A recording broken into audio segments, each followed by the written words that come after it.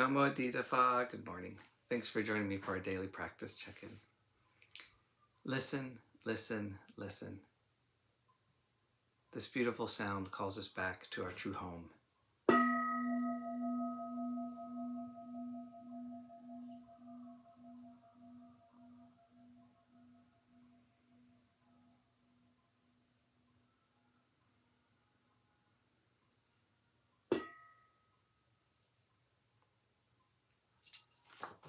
The second mindfulness training.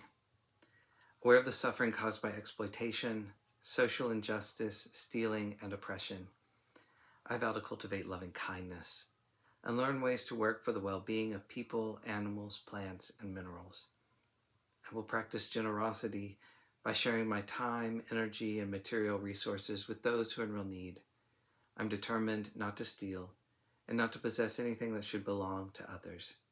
I will respect the property of others, but I will prevent others from profiting from human suffering or the suffering of other species on earth.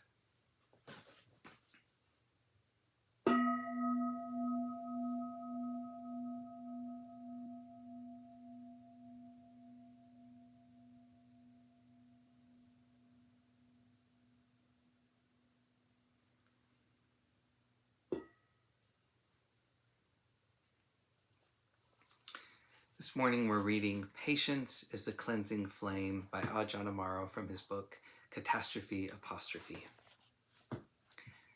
There's a story that Ajahn Sumedho is often told that illustrates this principle well. Every 2 weeks in the monastery, on the full and new moon days, we have a recitation of our monastic rule, the Patimokkha. That's about 13,000 words of Pali, and it usually takes about 45 minutes for a chanter to recite it. After the recitation is complete, usually the senior member of the community would give some instruction, some encouraging advice to the group. In Thailand, this recitation would usually be in the early part of the evening, about 6 or 7 o'clock. Then all the monastics would go and join with the lay community and have an all-night meditation. Usually during the evening, Ajahn Chah would give a Dharma talk to the whole assembly as well. On one particular evening, an old monk friend of Ajahn Chah's came to visit Wat Pa Pong. After the recitation of the rule, instead of Ajahn Chah giving an encouraging talk, he started chatting with his friend.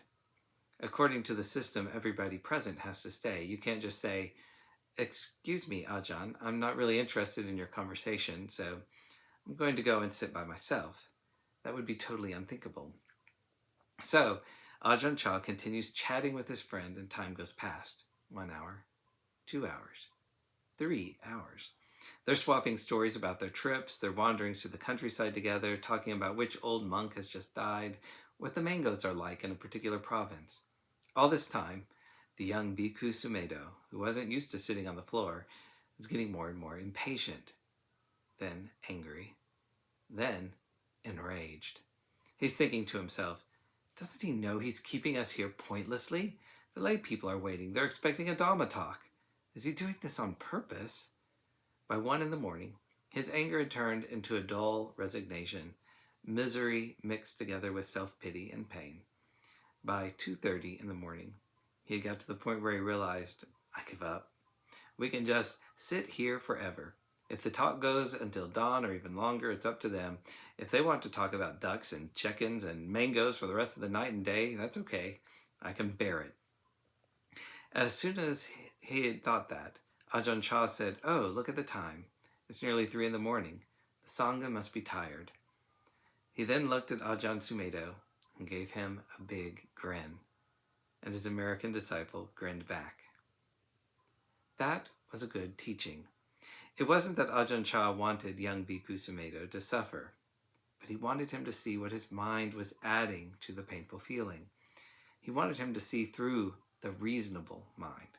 Let's be sensible. You're not talking about anything useful. I could be practicing meditation. I could be improving myself. Instead, I have to listen to all this nonsense that doesn't involve any of the rest of us. That is the voice of reason. Ajahn Chah was teaching him to go beyond that, to develop genuine patience. Quite often, when we use the word patience, there's a kind of resentment mingled with it. We want this painful thing to be over, and we exert our strength to tolerate it. That sort of patience involves a large portion of negativity. The patience, which is a paramita, a genuinely liberating quality, is the attitude of the heart that lets go of time. True patience is where there is a letting go of the idea of the future. It's not just gritting your teeth and tolerating as you resent an uncomfortable feeling. It is a profound letting go. With true patience, you are not waiting. This is a result of letting go of craving. We can learn to be with uncomfortable feeling and not be waiting for it to be over. We are not pretending to be glad. The uncomfortable, unpleasant feeling is still there, but we are not resenting it. We are not creating negativity around it. This kind of patience is a wise surrender. It is a surrender of self-centered desire, tanha. We acknowledge the impact of our senses. If something is painful, we don't pretend it's not painful. If something is delicious, we don't pretend it's not delicious. If something is likable, we don't pretend it's not likable. There is that impact. Ajahn Chah often said that practicing Dhamma is not about getting rid of like and dislike. That's impossible. We're not rocks or tree stumps. We're going to experience like and dislike.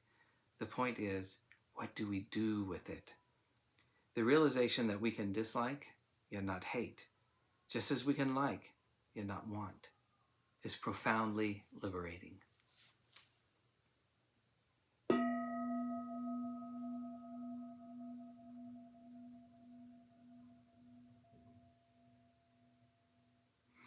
May all beings be well. May all beings be happy. May all beings be peaceful. Sadhu, sadhu, sadhu. Thanks for joining me today.